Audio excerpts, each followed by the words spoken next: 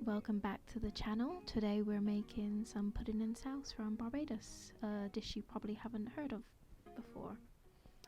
Right, start with the sweet potato. We get it in the food processor and we blend until it gets the right consistency. You can do this by hand, but I am not going to.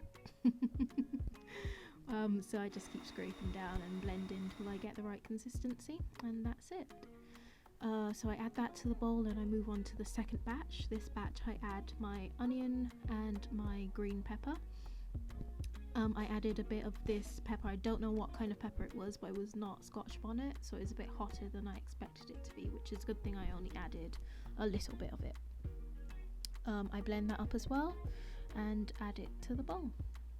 Now you could add brown in to get it to that colour. I don't. I've just added some thyme, some salt and pepper, some sugar. There's salt and pepper, sugar, mix it, added my water, gave it a taste, and then I thought it needed more sugar and salt, sorry. Mix in, that's the consistency you're looking for. Now I add it into a greased baking pan. Covered it in foil, and in the oven you're going to want a tray of water so it steams. Stir it halfway through as well. Right, next I move on to the chicken wings. I'm going to add salt and pepper sauce. And then I'm going to add my wings, and I had a thigh left over, so I'm going to add that as well. Boil, and this is what you're going to use for the souse. Although souse would be pig, I do not eat pork.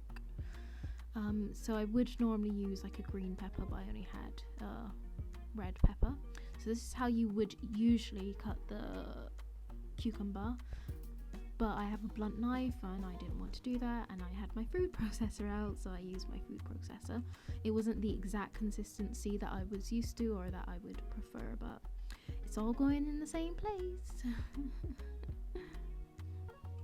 So I add that, give it a mix, add some lime juice and some lemon juice, add my salt, give it another mix, give it a taste, and we're done.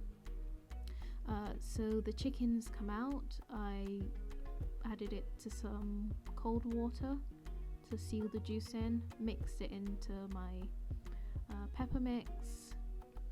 Shredded the thigh, sieved some leftover juices from the chicken that was boiled in, added some more salt after I tasted it, and I was happy with it. So this is the finished product.